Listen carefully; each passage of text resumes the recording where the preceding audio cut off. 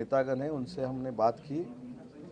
जो सुबह मैंने कहा था कि माननीय मुख्यमंत्री देवेंद्र जी फडणवीस साहब और एकनाथ शिंदे साहब फाइनल डिसीजन लेंगे। हमारा डिस्कशन एक मत से नहीं हुआ, इसलिए हमने वो एबी फॉर्म दिए हैं और उसके बारे में फाइनल डिसीजन दोनों बैठ के करेंगे। कि जो दावे किए जा रहे थे उनके पेपर के थ्रू, उनके प्रेस कॉन्फ्रेंस के थ्रू, लेकिन आपको 90 सीटें मिली है, क्या कह रहे हैं आप बीएमसी इलेक्शन में? नहीं, हमको 90 सीट मिली है इसलिए उनको दुख हुआ है ना, लेकिन उन्होंने आत्मचिंतन करना चाहिए। जो नगर पालिका की स्थानिक स्वराज्य संस्था की इलेक्शन हुई थी उसमें उनको कितना यश आया है वो भी आत्मचिंतन करना चाहिए। वो 5 नंबर पे है, उनके आगे शरद पवार साहब की एनसीपी है, ये तो देखना चाहिए। गिरे तो भी टांग ऊपर, ऐसी बात नहीं होनी चाहिए। बीएमसी इलेक्शन में आप लोगों की परिस्थिति कैसे होगी, कैसे आप लोग अलायंस में? स्ट्राइक रेट हमारा अच्छा रहेगा और 150 से आगे हम रहेंगे। ठीक, तुम्ही बघा, नवीन नवीन पर्याय तुम्हीच आम्हाला देता। तुम्हाला पण धन्यवाद। आमची युती टिकावी यासाठी तुम्ही पण जे प्रयत्न करताय आणि पर्याय सुचवते त्याबद्दल धन्यवाद। सकाळ दुपार संध्याकाळी काम करतात। नंतरचा सगळा वेळ आहे, आपण कसं पुणे महानगरपालिकेला सामोरं जातो, युती आहे नाहीये, थोडं स्पष्टीकरण। मगाशीच मी आपल्याशी संवाद साधला आणि त्याच्यानंतर मी असं सांगितलं होतं की पुण्याचे आमचे सर्व सहकारी जे आहेत आणि नेते जे आहेत त्यांच्याशी मी चर्चा करणार आहे। आणि मगाशी आपण एक जो मुद्दा सांगितला होता की काही कार्यकर्ते आमचे भावनिक झालेले आहेत, त्यांच्याशी देखील आम्ही चर्चा केली। आता निलमताई देखील या ठिकाणी उपस्थित आहेत, विजय बापू आहेत, आमचे आबा आहेत, रवींद्र धरंगेकर आहेत। जे मगाशी मी आपल्याला सांगितलं की अनेक ठिकाणी शिवसेना भाजपची युती महानगरपालिकेमध्ये आहे। ज्या ठिकाणी एकमत होऊ शकलं नाही तिथे एबी फॉर्म आम्ही दिलेले आहेत दोन्ही पक्षांनी। याच्या संदर्भात उद्यापासून चर्चा होईल आणि त्याच्यातनं दोन्ही नेते म्हणजे शिंदेसाहेब आणि देवेंद्रजी योग्य तो निर्णय घेतील। ही देखील भूमिका मी पुण्याच्या सगळ्या पदाधिकाऱ्यांना सांगितली आणि ती देखील त्यांना मान्य आहे। परंतु आज सकाळी जी एक पत्रकार परिषद झाली त्या संदर्भात मला बोलायचं आहे की खासदार संजय राऊत यांनी असं सांगितलं की मुंबईच्या संदर्भामध्ये जे जागा वाटप झालं ते त्यांना चुकीचं वाटतंय, पण याच सगळ्यांनी पुढे सोडलेली होती की आपल्याला फक्त 52 जागा मिळणार आहेत। नंतर दुसऱ्या दिवशी जर आपण सामना वर्तमानपत्र वाचलं असेल तर त्याच्यामध्ये 61 जागा फायनल झाल्या अशा पद्धतीची बातमी आली। त्याच्यानंतर 65 वर हे थांबले आणि खरं तर काल 90 जागा मिळाल्यामुळं खरा पोटसूळ जर कोणाला उठला असेल तर यांना उठलेला आहे। आणि 90 जागा देऊन नक्कीच भाजपानं शिवसेनेचा त्या ठिकाणी सन्मान केला आहे। भाजप आणि शिवसेना म्हणून आमचा स्ट्राईक रेट हा अतिशय चांगला राहील। 150 पेक्षा जास्त जागा मुंबई महानगरपालिकेमध्ये आम्ही जिंकू आणि पुन्हा एकदा की जे विधानसभेला हेच सांगत होते, लोकसभेला हेच सांगत होते, महाराष्ट्रातल्या आणि देशातल्या जनतेनं जसा निर्णय महायुतीच्या बाजूने दिला तसा मुंबई महानगरपालिकेमध्ये देखील महायुतीच्याच बाजूने निर्णय झालेला आपल्याला दिसेल आणि महायुतीचाच महापौर झालेला आपल्याला दिसेल।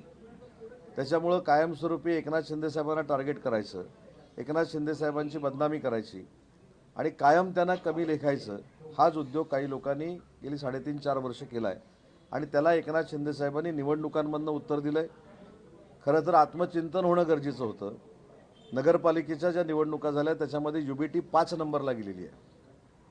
1 नंबरला भाजप आहे, 2 नंबरला शिवसेना आहे धनुष्यबाणाची, 3 नंबरला अजितदादांची राष्ट्रवादी काँग्रेस पार्टी आहे, 4 नंबरला शरद पवार साहेबांची राष्ट्रवादी काँग्रेस पार्टी आहे आणि 5 नंबरला युबीटी आहे। पूर्वी पहिल्या 2 नंबरमध्ये आपल्याला शिवसेना शोधायला आपण सुरुवात करायचो, आता आपल्याला तळापासून नंबर युबीटीसाठी शोधावे लागतात आणि तो देखील दुर्दैवानं शेवटून पहिला नंबर त्यांचा आलेला आहे। त्याच्यामुळे याच्यावर आत्मचिंतन झालं पाहिजे की आपण महाराष्ट्राच्या नगरपालिकांमध्ये का मागं गेलो, त्याचे कारणं काय, याचं आत्मचिंतन करण्यापेक्षा एकनाथ शिंदे साहेबांवर टीका करणं आणि त्यांची बदनामी करणं हा एकच उद्देश डोळ्यासमोर ठेवून ह्या पत्रकार परिषद होतात। पण आम्ही अनेक वेळा सांगितलं की जेवढं एकनाथ शिंदे साहेबांची बदनामी करण्याचा प्रयत्न ते करतील तेवढी एकनाथ शिंदे साहेबांचीच म्हणजे धनुष्यबाणाच्या शिवसेनेची मतं ही महाराष्ट्रामध्ये वाढतील। आणि त्याला पार्श्वभूमी जर आपण बघितली तर नगरपालिकेमध्ये 72 ते 75 ठिकाणी जे नगराध्यक्ष शिवसेनेचे निवडून आलेले आहेत हे त्यांना उत्तर आहे। आणि अजून त्यांना एक ॲडिशनल माहिती देतो, 11 नगराध्यक्ष आमचे असे पराभूत झालेले आहेत। पाचगणीचा नगराध्यक्ष तर आमचा 2 मतांना पराभूत झालेला आहे, मेढ्याचा नगराध्यक्ष आमचा 10 मतांना पराभूत झालेला आहे। असे 50च्या आतमध्ये पराभूत झालेले नगराध्यक्ष हे 11 आहेत, म्हणजे स्ट्राईक रेट बघा. आणि तुम्ही 211 नगराध्यक्षाच्या निवडणुका लढल्यात, 8 जण UBTचे जिंकले, त्यातला एक आमच्याकडे आला. त्याच्यामुळं आलेले देखील आपल्याला सांभाळता येत नाही, त्याचं आत्मचिंतन आपण करावं. हीच परिस्थिती महानगरपालिकेला असणार आहे. महानगरपालिकेला किती पत्रकार परिषदा झाल्या, किती सभा झाल्या, आणि मी तर घाबरलो. म्हणजे महानगरपालिकेच्या निवडणुका 29 आणि यांच्या सभा 6, म्हणजे किती भरपूर सभा आहेत. त्याच्यामुळं सर्वसामान्यांपर्यंत जाणारं नेतृत्व एकनाथ शिंदेसाहेबांचं आहे.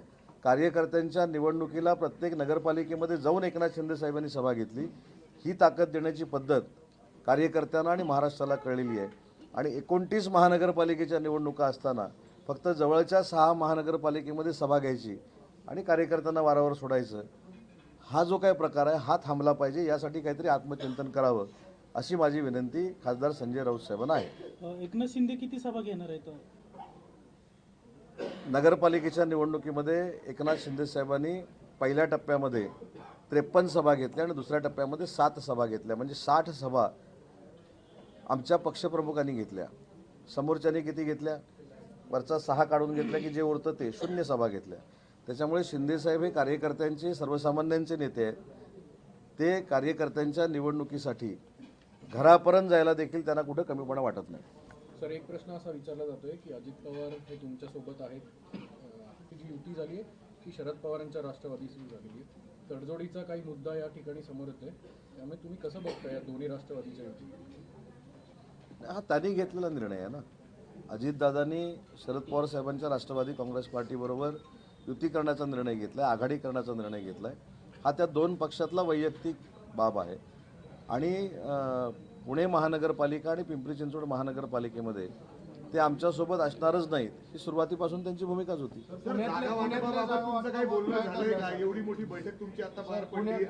स्वाभाविक ज्यावेळी एकमत होत नाही त्यावेळी बोलणीसाठी असेल किंवा अन्य गोष्टींसाठी आमची दारं उघडी आहेत, हे मी मगाशी देखील सांगितलं. आम्ही जे काही एबी फॉर्म दिलेले आहेत त्याचे पूर्ण आता फॉर्म भरून झाल्यानंतर माहिती आमचे स्थानिक पदाधिकारी आपल्याला देतील. पण आम्ही फ्लेक्झिबल आहोत हे अनेक वेळा सांगितलेलं आहे. म्हणून सकाळी मी आल्या सांगितलं की जे स्टेटमेंट केलं की युती तुटली, ती युती कुठेही तुटलेली नाही. युतीच्या संदर्भामध्ये सगळ्या चर्चा सुरू आहेत. आम्ही एबी फॉर्म भरून ठेवलेले आहेत. जी काही तडजोड मुख्यमंत्री आणि उपमुख्यमंत्री करतील ती आम्हाला BJPच्या आणि आमच्या आपल्या शिवसेनेच्या कार्यकर्त्यांना मान्य करावं लागेल. हा पक्षश्रेष्ठींचा आदेश आहे. संजय शिरसाटांना तिकडे कार्यकर्त्यांची शेवटी माफी मागावी लागली. आता मग जेव्हा विलंताई वरती बसले होत्या, बाहेर कार्यकर्त्यांची सगळी झुंबड उडली होती, सगळ्यांनी ॲग्रेसिव्ह झाले होते की प्रत्येकाला पाहिजे होता. मुद्दा हा आहे की शेवटच्या क्षणापर्यंत तुमच्या मित्रपक्षाने तुम्हाला गाफील ठेवलं म्हणून शिवसेनेवरती वेळ आली का? कारण मी सकाळी दिलेला आहे की एकत्र 29 महानगरपालिकेची निवडणूक ही पहिल्यांदाच होते. त्याच्यामुळे नेते प्रत्येक म्हणजे वरिष्ठ नेते जे आहेत, जे निर्णय घेणारे नेते आहेत, हे स्वाभाविक बिझी असणं म्हणजे क्रमप्राप्त आहे, त्याच्यामध्ये काही नाही. त्याच्यामुळे तो संवादात आम्ही कुठेतरी कमी पडलो असू, पण आमच्याकडे 4 दिवस आहेत ना, त्याच्यामध्ये आम्ही चर्चा करू. कार्यकर्त्यांशी तुम्ही चर्चा केलेली आहे. कार्यकर्त्यांचं काय म्हणणं आहे, किती जागा घ्याव्यात पुणे महापालिकेत? म्हणजे निवडणुकीसाठी किती जागा? नाही, आता पहिली गोष्ट अशी आहे की आम्ही किती एबी फॉर्म दिलेले आहे संध्याकाळी आपल्याला कळेल. आम्ही पुन्हा एकदा कार्यकर्त्यांशी चर्चा करू. आपल्याला 3 दिवस आहेत ना, आणि 3 दिवसात आपल्याला पण काही काही टप्प्याटप्प्यानं आम्हाला द्यायचं आहे. तुम्हाला अपेक्षित किती जागा प्रॅक्टिकली हे तुम्हाला शक्य वाटतंय का की एवढे एबी फॉर्म पाठीमागे घेता येतील आणि तरी देखील आपल्याला म्हणता येईल की युती अबाधित आहे आपली? मी काय सांगितलं, शेवटी प्रत्येकाला पक्ष वाढवण्याचा अधिकार आहे. एकमत जर जागावर झालं नाही तर शेवटी प्रत्येक पक्षाचा एबी फॉर्म दिला जातो. या संदर्भात मगाशी देखील मी सांगितलं की मी स्वतः मुख्यमंत्री महोदयांशी बोललो, स्वतः आमचे पक्षप्रमुखांशी बोललो, मी स्वतः चंद्रकांत दादांशी बोललो आणि त्यांच्याशी चर्चा करून आम्ही हे एबी फॉर्म भरलेले. त्यांनी देखील भरले, आम्ही देखील भरले. मी रेकॉर्डवर तुम्हाला सांगतो ना. ते सांगतील ना, आता माझ्याकडे तो आकडा नाही आहे. एक मिनिट साहेब, एक मिनिट. आपण पॉझिटिव्ह घेण्यापेक्षा थोडं आपण पॉझिटिव्ह घेऊ. आत्ताही फॉर्म भरण्यासाठी प्रचंड गर्दी त्या कार्यालयामध्ये आहे. आता मी तुम्हाला सांगितलं की आम्ही अमुक फॉर्म भरले आणि त्याच्यात 20 वाढले, तर अजूनही तिथे आहेत ना. त्याच्यामुळे ती यंत्रणा पूर्ण सुरळीत होते, आमच्याकडे आकडेवारी येऊ दे आणि मग तुम्हाला आम्ही सांगून नाही कुठे मोठं. भारतीय जनता पार्टीकडून किती जागा पाहिजेत हे तुम्ही ठामपणे का सांगू शकत नाहीये?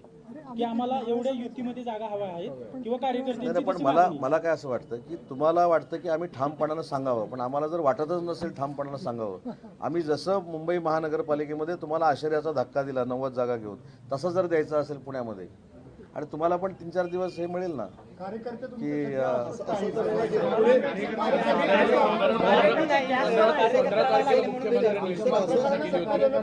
डिसेंबरपासून सगळ्या बैठकींचा सिलसिला सुरू झाला. कार्यकर्ते अस्वस्थ आहेत प्रशासनाला धक्का देतात. असं तर नाही ना की मुंबईमध्ये जास्त जागा पडून आपण साहेब माझी विनंती आहे आपल्याला, मी एकदा सांगतो, आमच्या कार्यकर्त्यांकडनं चुकून धक्का लागला असेल तर आम्ही पाहिजे ते दिलगिरी व्यक्त करतो, पण अशा पद्धतीनं पत्रकारांना धक्का बिक्का मारणं काही झालं काय मला माहित नाही, असं होणार नाही. धक्का म्हणजे राजकीय धक्का. धक्का बसलाय. हे तुम्हाला धक्का बसला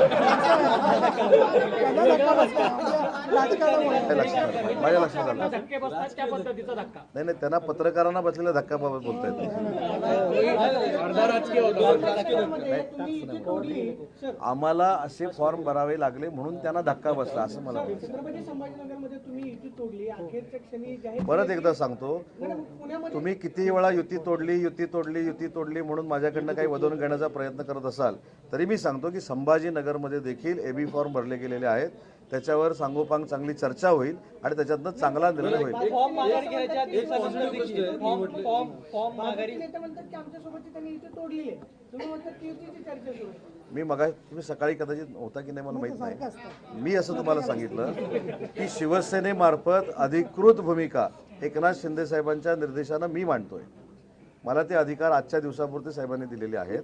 त्याच्यामुळे मी तुम्हाला सांगितलं की जरी संजय राठोड साहेबांनी किंवा संजय शिरसाट साहेबांनी त्यांच्या भावना व्यक्त केल्या असल्या, त्या बघूनच मला साहेबांनी सांगितलं की पक्षाच्या भूमिका ही मांडली मी. भाजपच्या नेत्यांनी सांगितलं की शिवसेनेनं आमच्यासोबत युती तोडली. तुम्ही म्हणतात की माननीय बावनकुळे साहेबांनी सांगितलं का? माननीय देवेंद्रजी फडणवीस साहेबांनी सांगितलं का?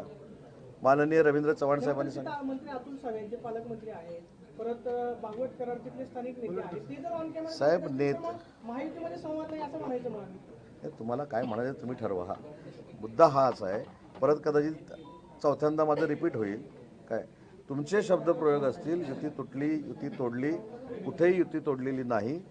पुण्याच्या बाबतीत मगाशी देखील मी सांगितलं आणि तोच क्रायटेरिया महाराष्ट्रामध्ये आहे. जिथं जिथं अशा पद्धतीचे एबी फॉर्म भरले गेलेले आहेत त्याच्यामध्ये आम्ही संवाद साधू. आम्हाच्यासारख्यांना तिथं जावं लागलं तर आम्ही तिथं जाऊ, पण आम्ही तुम्हाला चांगला रिझल्ट देऊ.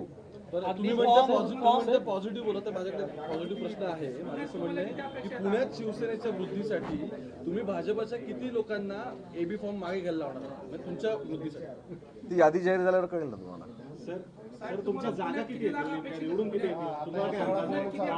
पुण्यामध्ये पत्रकार सगळ्यात जास्त ज्या पक्षाची दखल घेतील तो पक्ष शिवसेना असेल, धनुष्यबाणाचा.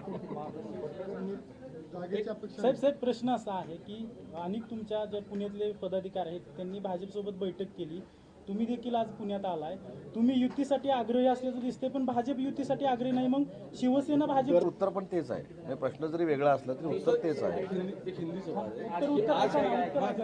तेच उत्तर आहे ना, मी सांगितलं ना तुम्हाला.